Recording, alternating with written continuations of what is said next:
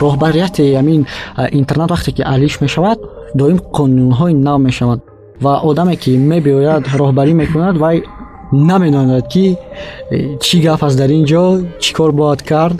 илтимос як инструктаж ёки як тренинг гузаронанд. барои синфҳои болоӣ дар мактаби интернати мо китоб набуд. як 350-400 китоб хонда бошам, хато намекунам. бисёр мушкилотҳои дигар сабаб шуданд ки ман таҳсили худро идома дода натавонистам. дар тоҷикистон мутахассисоне нестанд ки математикаро бо ин хати брайл ба тамоми баландиаш дарс диҳанд. он маоше ки инҷо медиҳад намерасад ростӣ. аз ҷоати нақлиёт ман намедонистам чӣ хел маршрути худамро ёбаму ва роҳгум назанам. ба зиндагии мустақилона омода набудам, ҳанӯзам омода нестам.